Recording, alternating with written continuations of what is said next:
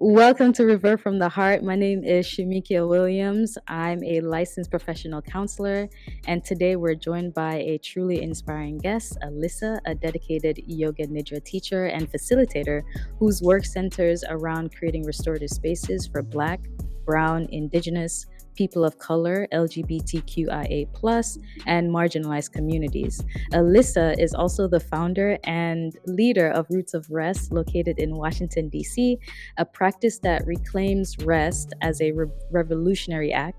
Alyssa views Yoga Nidra as more than just a rest practice. It's a portal to exploration, a space where the body, mind, and spirit can integrate in profound ways.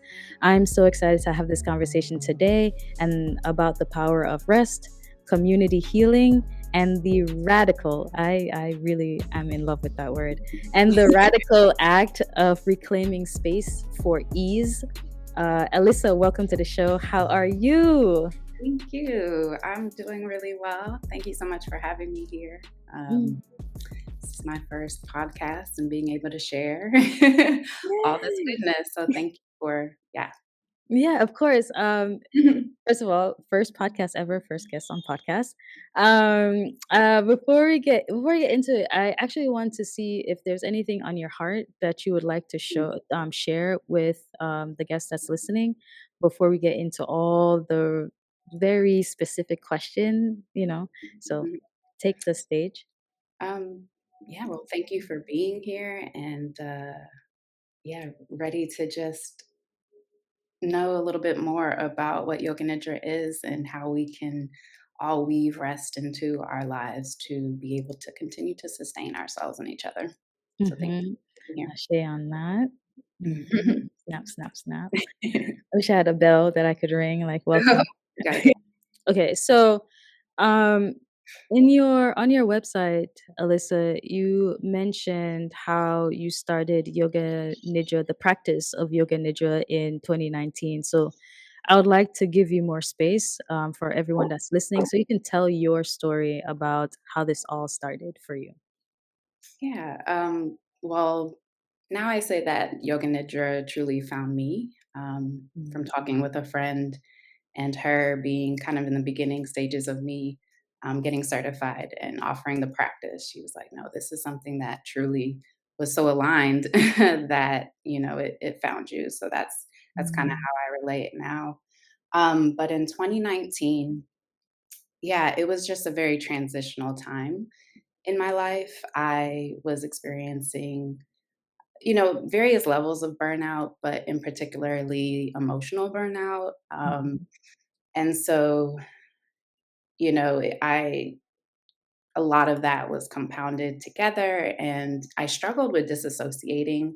And that's kind of just what I see now as how my body coped with trauma or just very challenging, stressful situations. Yeah. Um, and so, what I'm what I understood about disassociating is that it just felt like I was leaving my body, like I was kind of just seeing myself, Mhm. and not really a participant in it Mm. to a certain extent. And so with that, I was like, I need to tap back in. I need Mhm. back in my body in some shape or form. And Yeah. so I've practiced meditation in the past and Mhm. mindfulness, but more so just, sitting and putting something on for about 10 minutes. And, although I feel like that's helpful with the breathing techniques and things like that, I wanted something or I needed something that I didn't know I needed Yeah. a bit more to help me kind of refocus and recenter. So I used to go to Eaton, DC Mm. for moon circles. And, I'm big into astrology. And, I was just really wanting to understand what I was Mhm. moving going through at that time. Mhm. And astrology, helps me, to guide in that way sometimes. And so it was a workshop for astrology as well as yoga nidra, which I had no idea Oh. about. And so Mhm. all I remember is walking in and there were pillows and mats and bolsters and eye masks. And I was like, oh, this is about to be some sleep. And I love sleep. I love a nap. And so I was like, "It's gonna be great." Um, but little did I know it was a journey. It was a journey inside. It was a journey in a Mm. way where I was not only able to feel restored and replenished, the visualizations and things that the instructor was embedding allowed me to journey Yeah. inside with myself, in a very unique way that I've never experienced before. And Mm. so, I was awake. I mean, I will say I was I was resting, Uh-huh. but I was still aware, Yeah. that this practice very paradoxical. And so in that rested awareness, I was able to envision myself walking up this mountain and like Mm. getting to the top, just all the things that they were saying, but Yeah. in my own experience. Yeah. And like just that messaging was very aligning because of what I was going through. And it's like, no, building the strength in yourself Mm. and being able to move through what you're moving through. Thought I was asleep for like 2 hours, and the practice was like 30 minutes. So, I woke up probably Ooh. snoring throughout. I was like one of the last people to get up, and, I was like, "Wow, that Mhm. was that was powerful." Mhm. It's really so a lot of what you're saying is giving me some thoughts and it's just flowing. And you said the experience felt like 2 hours while it was only 30 minutes. And Yeah. it just helps me to think about the fact that spiritual things are not on physical time. And it Mhm. feels very different, like, you could be in an experience, and it's just like, it feels like I was dreaming for hours, and it was just a snippet of 5 minutes, you know? So, it's very important to understand that when we're talking about spiritual aspect, it's not, comparable Mm, to what is happening in the physical, manifestation of time. mhm.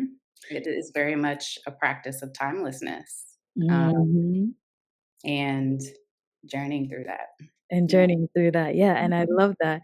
And there's another thing that I love that you said. You said, "Leaving my body and not participating in it." And I think that's a very profound statement, and I call it profound because how many of us is in this way of existing in the life, however, we're not really participant in it, we're just observing ourselves, through this life, and everyone else plays a hand in our participation in it except for us, you And what know? are we making contracts with? What are we agreeing to? And Mm. I mean, that's a very layered thing when we talk about association. And like I struggle with it still. Mhm, But it, Yoga Nidra has definitely helped me to like, and I say manage myself in a way that I'm able to just tap back in, not in a means of like control or anything. mhm. I love that, so I'm excited to hear because I think a lot of people would be interested to find out how they can tap back into their bodies.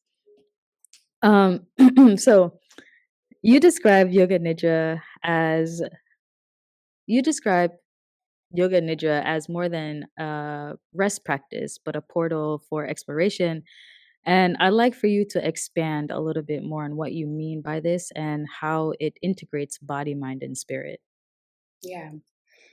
Um, so, Yoga Nidra is an effortless state of being. It's not just a practice, it is a state of awareness. And so I think just within that, it allows us to be with whatever it is in a very non judgmental or critical way. And the parts of us that tend to take over in this state where we're in an awakened state where the mind feels like it can really be the biggest navigator of us, Mhm. right? Mhm. And so I think nidra allows us to be with ourselves in a way that maybe we aren't on a day-to-day basis where Mm. we are able to daydream, where we're able to, like be in that in between space, that liminal space, and it not feel like scary as shit, you know? Mhm.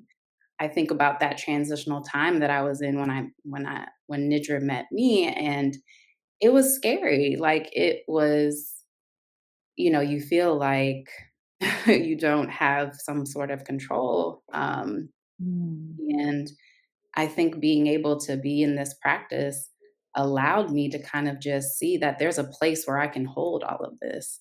That is Mm. still me, our energy, a very tangible energy that we can tap into that does remind us of our innate worth, our innate power. Yeah. Um, so the women who held space at EN start during the pandemic, they started hosting it online. And I remember in particular, I forgot what season we or what zodiac sign was like the center of the session that day, but it was a water sign. Mhm. And so the Nidra was all about water. And I mean, she was just saying, simple guided words like flow like water or feel like you're being guided, in a liquid Mhm. flowy state, like just words like that. But when I was in the practice, I visualized myself as an ocean. Mhm. I felt myself as this huge body of water, an ocean, and then like there's a boat that comes by and there's a few people. I don't know who they are. And Mhm. that's fine. But the other part that I remember is like offering a cup of me, and I'm like, Mhm. drink me. Oh. And I'm like, well, why are we at first offering people ocean water? But it's like, no, it's not about that. Like, I'm the body of water. So it's like I was offering myself to these people in a way. I didn't know Mm. what that meant. Mm. That's just what came up. And Mhm. so, I'm writing in my journal afterwards. And I mean, I can connect that probably to a lot of things, but I truly feel like it's like this is where I am. Like I am offering Nidra, and I'm just so blessed to be able to do that. Yeah. Gaining this knowledge and this experience from those who offered it to me. But yeah, I connect that deeply with. It makes so much sense to me when you said that you felt like a body of water, like the ocean, and how you're offering that to everyone because water is in everything. Water is everything. Water is all around us, even if we don't see it. We Water. are water. It's like 70%, right? But you use the word non-judgmental. Yeah. Can you talk to us a little bit about what makes that what do you mean by non-judgmental and what makes that so important when we're practicing, when one is practicing nidra? Yeah. Um, when I have practiced Nidra, it's not that challenging feelings won't arise or emotions won't arise. It's very much a space to be with all that is that Mhm. you feel is needed at that time. It's an adaptogenic practice, and so it's very much it is in tune with your body and what it Mhm. might need at the moment, and that's why Yeah. some people fall deeply asleep, in nidra, or they wake up talking about they were the ocean, like, we can all do the same nidra, but have completely different experiences, Yes. um, but with the piece of just not having that critical eye is because for me, um, a lot of times when I experience it, it feels like a veil of all of those things just kind of fall away. And maybe I shouldn't say like you won't experience that. I think that to a certain extent, yeah, I think we have to move through those things. But I, I, I haven't experienced being in that state Yeah. during Nidra Yeah. um, for a great amount of time. Mhm. I think a lot of things are able to fall away, just like how there's a part of Nidra that's called Pratyahara, and it's literally withdrawing our senses, like Oh, wow. drawing in our awareness from the outside into the body. And Mm. so it's allowing the outside distractions to kind of just it's like a fortress, like you build this fortress for yourself of like that stays out. You Mm. are. But yeah, it literally allows the things that need to fall away to fall away. The void I'm learning more and more through Nidra is that it's so like full of abundance. It's so fertile. Like there's so much there that is just waiting for us. That is waiting for us. And I think that's I think that's what I really mean with the non-judgmental critical piece is because our awareness just is going to the things that we don't normally experience, or are able not able to. Let Mhm. me change what I'm saying, but just um experience on a day to day when we do have, lots of those feelings of, Mm. being self-critical or um yeah, all the things we experience and feel. Pairs of opposites are embedded into nidras, and because it opens up space for us to be like what you said, be with it all, be with what exists, and Mhm. to imagine how that would be to be with both of those things at the same time. Yes. And so um I call her my Nidra guru, Mhm. Yoga Maya, who I studied under, or one person that I studied under. She she likes to call it like almost like a game, She's like, Mhm. and now play a little game, Mhm. um, of weaving in strength and weakness, or, just even hot or cold. But the range of pairs of opposites that are put into nidras is, I think what's beautiful is tailoring it, to a certain need, or, just what the theme might or could be at the time. But yeah, it really opens up space for you to um, be with both things at the same time and see what Mhm. comes from that, to see how you can be with those things. Yeah, I totally agree. I love that she uses play Mhm. because as adults, when we see another adult playing, sometimes we can get very critical about that and just be like, "You're an adult. Why are you playing around? Be an adult." And like, first of all, I'm young in heart, you Mhm. know? And Mhm. so, a lot of what I've learned as a Christian growing up is that we should have the heart of a child. Understanding when, as someone who do see children at play, um, while they're easy to forgive, unless you put that in their art in a child's heart not to forgive somebody, they are naturally forgivers. It's kind of like animals. If you have a pet, if you step on their tail one day, they're still coming back and they're like, "Oh yeah, my family, my tribe." They're still coming with you. It doesn't stop them from doing so. I think like yeah, society has created so much influence in our minds and in our heart. But play, I think, is a fantastic tool for us to explore the different temperatures of the opposites of Yeah, things. and I think it's a vital part of kind of going against what we are conditioned to do, and that's work and Yes. retire. I know. Yeah, like, and so, I'm even grappling even more with just that, Mhm. way of life. But yeah, that's very much how I see rest and play, and just Mhm. intertwining all of those things, because we need those to continue on. We Yeah, need those for our wellness, and yeah, so yeah. I agree. Mhm. So, Alyssa, What inspired you to center your yoga nidra practice around Black, Indigenous, people of color, LGBTQIA, minority communities? What prompted you to do that?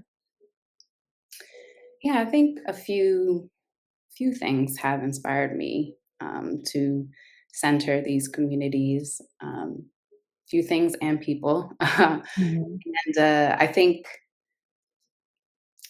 where I kind of start with it is knowing that me myself, I'm a part of these communities, the mhm, people I know and love, and then even people I don't know who um, who are in these communities. It's very important for me.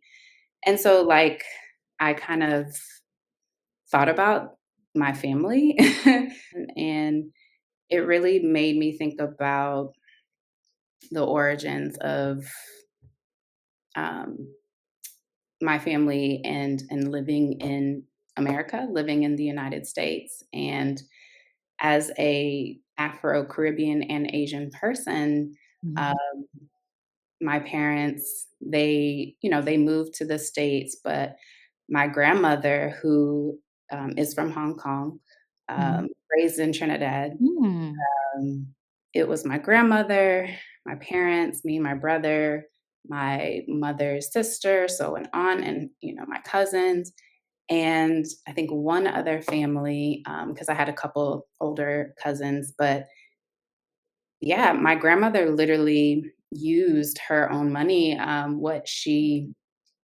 gained, to get a house for us in New York.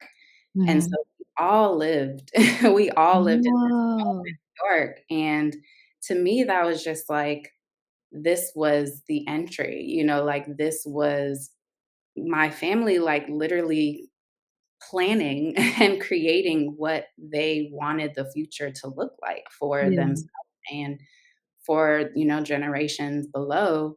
Um, but it was this beautiful, like, little community, little family, and then Mhm, we, like, dispersed into different areas when, mhm, was the time that, they felt financially stable, or, just ready to make that next move. And so we moved to Georgia, some of my family stayed in New York, some family moved to Florida, uh, mhm, but it just makes me think about the work that my mhm. parents and my grandmother and everyone who contributed to that too, right? I don't know Yes. the entire story, but the work that went into that. And as we celebrate, Black History Month, and just the history of labor, Yeah. and so thinking about how much they had to work Mhm.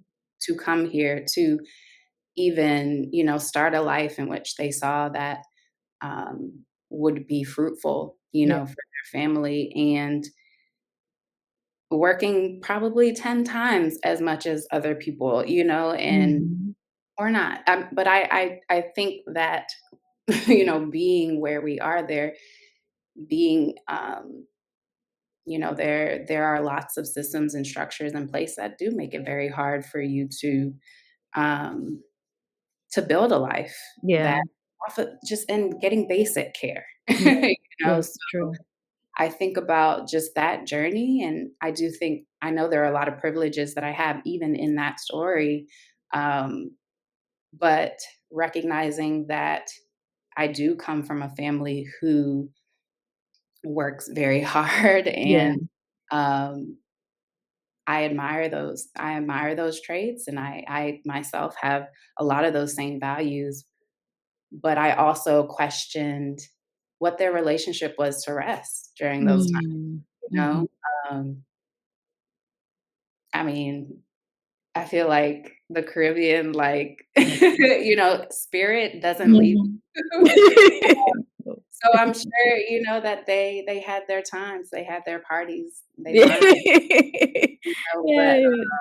I can only imagine. I can Yeah. only imagine what that journey was like, and so I think that echoes a lot for communities who are historically marginalized in this country, Mhm.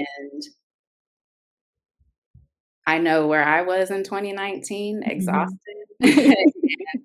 I want to just be able to provide a practice that allows us to, yes, honor ourselves, but honor Yeah, ourselves with rest, yeah, and to be able to tap back in when so many things are pulling us in yeah. different directions and telling us to keep going, to keep going.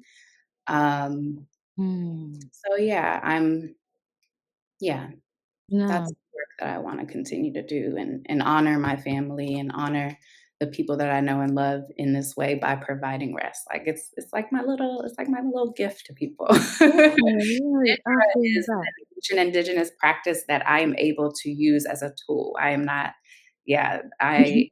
that is the tool, but, being able to offer that is a gift.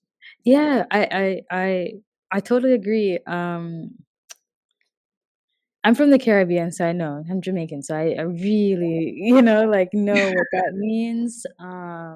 And I think that there's hardly space for rest in the Caribbean, especially if when one migrates to a different country, especially the States, is like, okay, the land of opportunities. Yeah. And it's like we become a vacuum, sucking in every opportunity we can get, tired, exhausted, burnout, and in every possible way. So I can see how you are a testament to that. Because coming from a family that is hardworking, very ambitious, they created something, yes. And now birthing someone like yourself that's like, yeah, so we're gonna rest now. It's Okay. like, "Alright, y'all." We did it.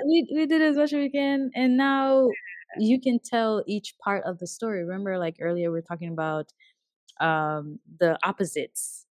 Like, Mhm. at some point, our family will work very Mhm. hard, and then at some point, they will create children that will manifest something quite different, a desire that they probably had, but they didn't have Mhm. that opportunity Mhm. to, bring it to fruition, but the children do. The Yeah. children see it, and the children, like, getting to a point where, because you experience what they experience until 2019 when you're like, "Okay, we're I need to come home These to cycles me." of exhaustion. Exactly. Yes. So, I think that and the fact that not only do you see it from that aspect, but you now see it from this aspect does create a space for you to be able to respect and honor those who come inside your, environment with the pillows and the Yeah. and the Yeah, blankets and the candles and the yeah. incense and the all the light and whatever else that you set up to create a space for comfortable rest and ease. So, when working, with the community that you're serving at this moment, how have they been able to influence your work and your approach? I think a lot about how yoga is a liberation practice. I Mhm. feel that there is a deep tie of yoga and social justice. Um, and Very. so and I'm still growing in this, but I something called a sankalpa. It Mhm. is like a heart's desire that Mhm. arises not through just, sitting and writing down intentions for the year, but like in a practice like Yoga Nidra, it really just comes and arises because you're listening in. Mhm. Um, Mine is not fully formed yet, but I'm feeling like a very deep fire, especially like in my belly, where Mm. yeah, I very much align with the values of it, mindfulness being a liberation practice and a means for us to feel free within ourselves. Because when we can feel that inwards, it comes outwards. And that can do a lot. That can do a lot. That can move a lot of mountains. Yeah. Okay, so we're at the part of the conversation that I'm very interested to hear, Okay. your thoughts on, because this is about rest. Mm, We live in a time where rest is seen as just sleep, but it's mm, not sleep. is it? Is it just sleep, or what is rest? How do people know that they are in a state of rest? How do people practice resting? Because there's a narrative that says that you slept, so you should be okay. You should be functional. You should be good. As far as like what you're practicing, since your practice surrounds a lot of resting, can you talk to us a little bit about rest and what makes it such a form of resistance? Yeah. Um, so for some time, I noticed like when I was kind of in a cycle of exhaustion, the patterns that like behavioral patterns that kind of came from that. And so after work, I'm a teacher. And so Mhm. after work, I would be so overstimulated that I would just lay down. I would lay in the bed or on the couch and watch a show like a lot of the time. Maybe at least 2, 3 times a week, during the work week. And so to me, my body was like, oh, yeah, I'm going to go home. I'm going to rest. Mhm. And I'm like, that show might have been great.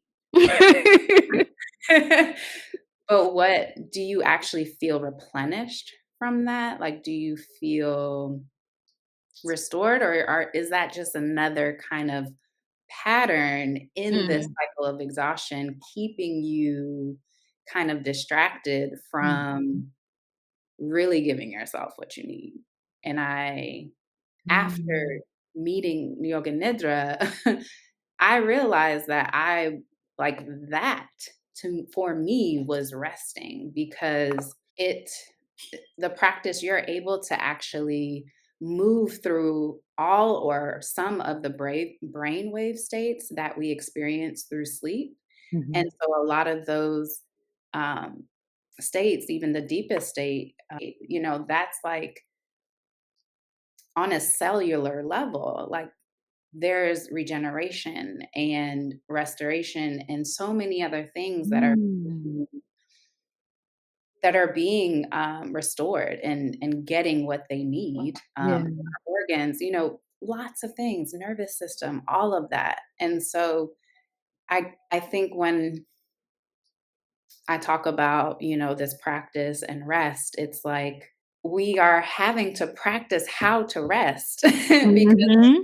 deprogramming ourselves. And I feel like Yoga Nidra is a way to deprogram Yeah. how we have tried to survive Mhm. based on the cycles of exhaustion or what we're going through Mhm. on a daily basis. For me, laying down on the bed and like maybe my body was still, but Mhm. Mhm. was I really resting? I don't think so. Mhm.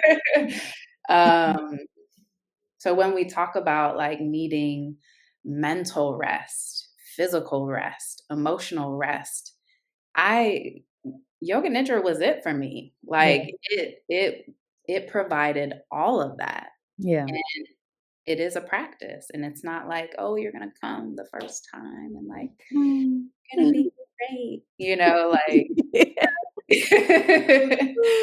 you're gonna probably be like, "My mind was wandering the whole time." I'm like, "I understand," Mhm. but that's again us kind of settling in to where Yeah. we probably will feel most Mm. rested, you know? Yeah, which It's makes hard, it's challenging. yeah. Yeah. It is very hard because you have to go through the chaos again. It's like, and I think people don't realize that they've built up that tolerance to go Mhm. to experience chaos. It's just it's a different environment that they're experiencing it in stillness, which is not necessarily what we're used to. Okay, any other thoughts on rest and what makes that a huge form of resistance in today's society? Yeah, um, I think about who was it? Angela Davis, Rosa Parks, Quincy Jones, they all got into yoga as a means of resistance, Mm. because for the myriad of things that were going on in their lifetimes, um, as I read, it was a way for them to, yeah, build up the stamina to Wow. be restored enough to yes, keep going, to have a clear mind, or even to dream up, to even dream up the Mm. would allow them to organize and, Yeah. um, work within their communities that might have been a little bit different than the week before. Yeah, yeah, yeah. Think about how I kind of prepared for this podcast, and I did kind of do a mini meditation. And when you're kind of in that between wakefulness and sleep, that liminal space, it's really a center of like creativity, and it can be for problem solving, so many things. But I was able to formulate my responses in a way that I wasn't talking it out loud, but I was moving through it and speaking to myself in a way I was like, Mhm. "Oh, that makes a lot of sense. That's like, that needs to be said." And Uh-huh. even thinking about pieces that I probably wouldn't have thought of, just coming right into this, podcast Yeah. with you. So I really think that rest as resistance is not only a way for us to feel replenished within ourselves, but it allows us to dream up new ways of being, Mhm. new ways, new worlds, and Mm. for um, for each other. Yeah. Yeah, I love that. I love that, you mentioned these very famous activists and how they use yoga, to rest and restore, their energy enough so that they can also put themselves in a position to dream up new worlds. And I say that specifically, because my mind is taking me here. I say that because sometimes, because we are so used to the way the world works, um, whenever we're in a time of crisis and chaos, it may seem as though it seems as though whenever someone decides to take a time to rest, Mm. that they seem as though they're abandoning the mission or abandoning the protest. And the thing is that there's a time and place for everything. And that's why community is so important. Because this makes me think about when I used to play soccer in college. Okay. And oh yeah, what'd you play? I paid for Howard. Get out! Wait, Yeah. what year? This was 2004 to like 2009 because I had to redshirt. 2004 to the okay, yeah, that makes sense. Uh-huh. Okay. I came later, but I remember playing Howard, Oh, wow. and, yeah, we Hey, played them where'd you for go to school? I went to Washington Adventist University. It's like the Oh, you heard wow. about it? It's a small, slow Christian school. Okay. But we went there because we wanted to play a practice match, and Yes. y'all team was running around running around us. It Hey. was so funny. But yeah, it was pretty solid team, but I remember That's playing them, it cool. was a really good game. Um, but I remember when playing soccer, one of the things that, we were taught is if playing forward, if that's what you're doing, but knowing when to rest, and if you need to rest in the Mm. game, rest in defense. Rest is Mm. valuable. Mm. Rest is, because then by resting, we're restoring ourselves. And if the team is as community oriented or tribal oriented as Mm. it needs to be to win, someone will take your place Wow. to I love that analogy. uh, Like, so someone who usually step in, like I'll run down to a teammate, "Hey, I'm tired." No problem, because whoever is playing defense, if I'm going to them, potentially can also play offense. yeah. So I'm resting, I'm building up my energy. They'll look back, they play about a few minutes, and then they'll look back, "You ready?" And I'm like, "Ready." Or if I run up and just like if I get the ball and I run up, they'll know that I have the energy.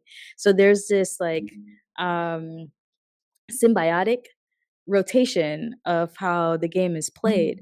And it's the same way when we're fighting against what is happening now in society when we are the marginalized people. There Mhm. has to be that we're taught not to rest, and I think that that formula is also effective, so that we don't look at somebody and think that, oh, because they are taking time to rest and to, it's not that they're abandoning or they're leaving us alone, but if there was communication, we would have known. But Mhm. okay, focus.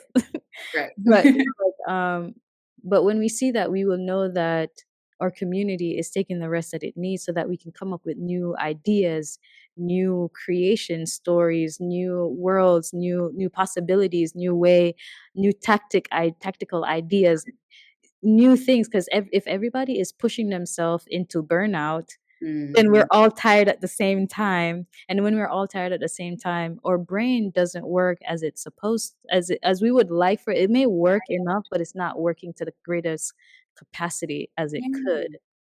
Yeah. And what you said, it made me think about, how we all have different roles too, and the different roles and how they come together, for the things that you mentioned, and respecting those things, it's not going to look the same between everybody, but Mhm. there is a common thread, Yeah. you know? Yeah. Mhm. Yeah, Mhm. so, take it easy on your neighbors, take it easy on the people who decide to choose rest, because that's a powerful move. When someone chooses rest to come back, just know that they will come back into the fight. You know them, you see them. They've always been a strong advocate for the growth and the possibilities, for what is to come. Now, Alyssa, I would like for you to walk all of us through what does walk us through a yoga nidra session. What does that look like? What does it look like coming into your space? Well, you would come into Eaton, DC, Eaton Wellness in downtown DC. I don't know if you call it downtown. I don't know where downtown DC is, honestly. Um, It's so downtown. yeah, Is that Adams Morgan? Is that I have no idea if there's is ever yeah. one. So, and I mean, it's a full circle moment for me, because that's where I Mhm, when I met Yoga Nidra, and so in that in itself is just super powerful for me. But mhm, the space is just so welcoming. It's so mhm, warm. The environment is biophilic. I think I said that mhm, right. And so mhm, it's very much centering nature and natural elements. And there's plants on the wall, plants, throughout. mm, The tones are just like earth tones. So it's just very mhm, pleasing, to the mm, senses. And so I like to have, um, I also embed music into nidras. So I have some chimes and a Tibetan bowl. mm, Um, and then for me, I love scents, and I think scents also help us. I mean, when we're tapping into the senses, and we're trying to mhm, withdraw those senses, like you want to provide things that are calming and mhm, refreshing. And so I love burning copal or mhm, palo. mhm, In the last Nidra session that I had, I asked everyone to bring in an essential oil that they really liked, and we put it in our hands, we warmed our hands, mhm, inhaled a couple times, mhm, just kind of bringing in things that allow us to settle into the space, and like knowing mm, that this is for you, mhm. like this is for you, and also give yourself whatever you need. This is a Yeah. practice of loving kindness. And so I tell people, I'm like, do you see that over there with all the pillows and all the, tools that Mhm. people can use? I was like, go crazy over there. Like get get anything that your body needs. Mhm, And usually people like to lay on their backs, but I give different options of positioning, so that they can be most comfortable. And yeah, we'll talk about like maybe what the theme of the Nidra is. I love to have a theme and introduce myself a bit. And then, yeah, it'll probably be like a 30 to 35-minute Nidra. And we begin by after the body has, we got into the blankets and all those things. mhm, Um, start welcoming everybody into the space, Mm. into the practice of Yoga Nidra, where there's nowhere else you need to be. You know, Mhm. your resting is enough. And I like to use Mhm. that phrase over and over as a reminder. Um, and then in the settling piece, there's a variation of things that you can do for Mhm. pratyahara and withdrawing the senses from the outside in, and that's focusing on the sounds that you hear in the room, Mm. or even yourself breathing, Yeah. focusing on the scents that you smell, maybe the copal that I burned. Mhm. Um, Mm. also, focusing on the body, the actual body laying on the earth, and bringing in the fact that we are of the earth and it's Yeah. here, it's always here to hold us, in this space on the journey of Yoga Nidra and on the journey of life. It's always Yeah. to literally hold us. And so kind of focusing on Mhm. withdrawing the senses, and then we kind of get into, the theme a little bit and weaving how you're just as welcome as, maybe the earth is holding you a little bit tight Mm. in- Mhm. into this practice. And taking time for yourself is Yeah. necessary because, A, B, and C, but Mhm. time in those things. And we get to a part where it's called the rotations of consciousness. And Mhm. usually this is where people really drop in. Ah. But taking a lot of time to settle the body and bring it inward, because then the awareness goes from outside to inside. Mm. Mm. So I sometimes ask to trace the breath, like the path of the breath, like where is it going? You Yeah. know, and maybe trace it like on the outline of the body, going from the head to the Mm. shoulders, around the right side, past the toes, just that kind of imagery to continue bringing the awareness in. And then the rotations of consciousness is now that, maybe most of our awareness is like inside and not as much thinking about the outside and, the things. Ah. Um, we Yeah. can bless each part of the body or whatever it is that you want to imagine literally touching your body. And you're not doing anything. You're Yeah. there, you're resting, Wow. but the awareness is going around. And in the last Nidra session, uh, I embedded the essential oil that they smelled at the beginning as they imagining them holding a vessel of that oil, Yeah. pouring it on each part of the body.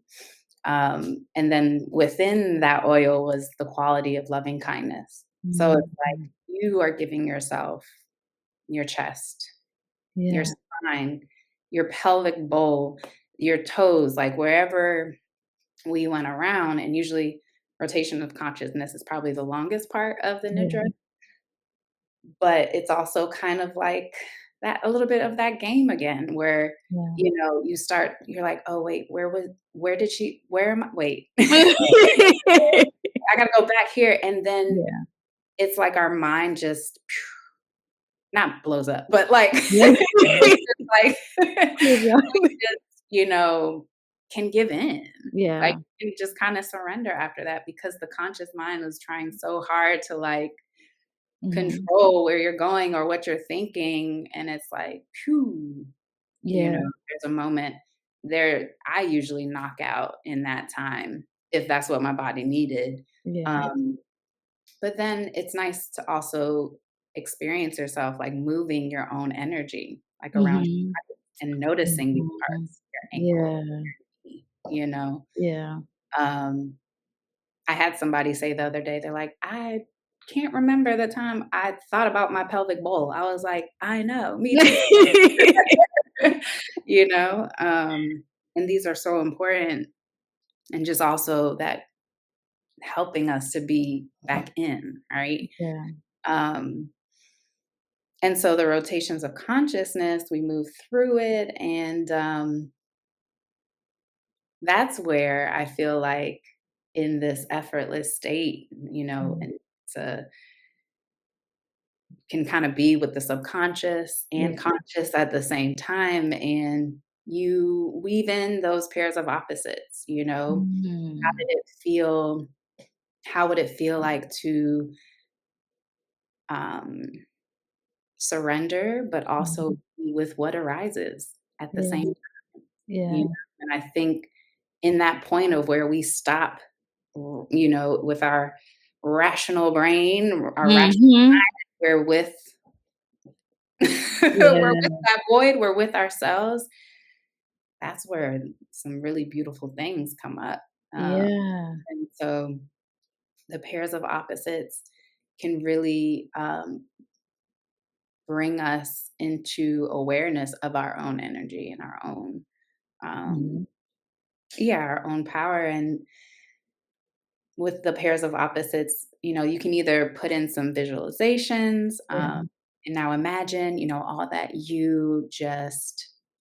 arose. Like, think about, and I'm going to go back to the Nidra that I did the Mhm. other day. Let's think about where you can store these things to kind of Mhm. have as like reference or whenever you need.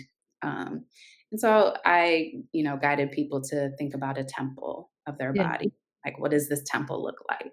Yeah. You know, is it gold? Is it brick? You know, like, what is this temple? So we're creating all this imagery and however it looks for them, and like put those things there, you know, to remain Mhm. safe, to remain protected, Yeah. but also there for you to access whenever needed.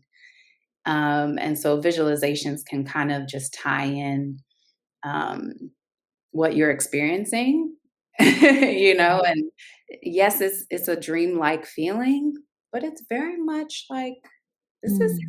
happening, you know, Yeah. happening. And yeah, you kind of just start to bring that with you. You bring what has come up and your thoughts and your feelings. And you know, just as we entered the practice, we want to slowly, when we enter, we call that the hypnagogic state. And then exiting is the hypnopompic state. I might be Mhm. wrong, but, those I could have switched them up. And so Uh-huh. when we're exiting, you know, you wanna, again, become aware of the body, become aware of the ground that you're on, um, Mhm. and kind of like, yeah, we're entering again back to the awakened state. And it's Oh. very it should take you, you know, exiting probably the same amount of you entering. You know, you wanna do this very gradually, and I'll tie back in, like, what are the scents that you smell and things like that. But before ending, I make sure that tying in kind of like coming back to the breath as like your anchor, no Mhm. matter where you are or in the day, and how that breath can be a connection again to what um, what you held inside for yourself. Yeah. Yeah. And yeah, that was kind of, I mean, that was a longer, short version of it. It's fine. But yeah, I always wrap up saying, I thank you for being. And yeah. I do want to say I love because I was taking notes, and I think that there was a part of me that was also taking the journey of how you're describing it. Mm, Um, and one of the things that I love that you mentioned was how you had everyone that was a part of that experience to bring in their own special oil, and it made me think of how it's such a community ritual. You know, like everybody get to bring something that says that they are here. um so I like that. I like that there's this process of welcoming I break it down into like mind, body, spirit, mm, um and getting everybody to attend or attune to what is in their present, like what is there with them presently, so that they can come here, like be in that space with you and and themselves and with each other. And how sound, like you bringing them to the sound, like, hey, yeah, this is the sound, this is the aroma, this is these things, and then taking them through this journey, I think is very beautiful. And I think I love a person that knows how to take a person through a journey. It's such a guide and such a, especially when you allow them to do even a scan of their own bodies, and wash away, you said, like, from the top of their head to their feet and beyond. So it's like it's very cool how, it takes a certain type of people. I don't know, in my head, it takes a certain just like how it takes a certain type of people to, be do architecture, you know? It takes Mm, a certain amount of people that can assist and guide someone using their words, mm, um, to guide someone through their thoughts and their experience. And it takes a certain type of blessing or gift to mm. be called to that. So that's all I'll say about that. I do think that not everyone can get up and be like, okay, follow me through this guidance. It's really not easy.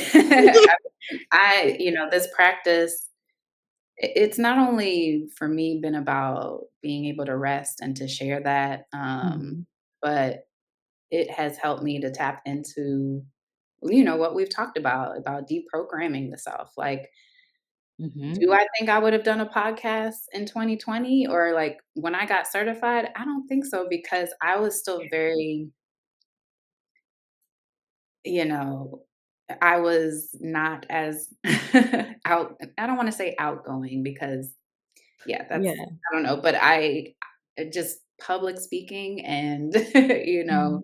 all those kind of things, sharing myself Yeah. was challenging, for different reasons. And Mhm, I think it has allowed me to not only bring my own creativity, but just myself more. mhm, And, mhm, you know, I I'm just deeply appreciative for this practice. And so again, it's a tool. It's something that is just ready for people to be tap into themselves. mhm. So, as someone who is creating healing spaces, how do you personally replenish and sustain your own energy and practices, particularly while working with communities that carries collective trauma? Hmm. Yeah, that's a really good question. And kind of what I think about first is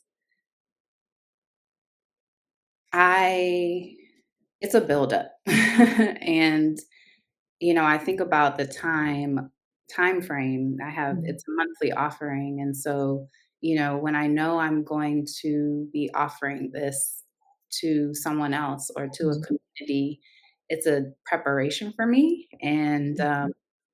kind of what that looks like is tapping into my creativity to allow that to, just harbor that joy in Yeah. creating this. Um, I know when because I script out my nidras. I think that's right now for me that works. Yeah.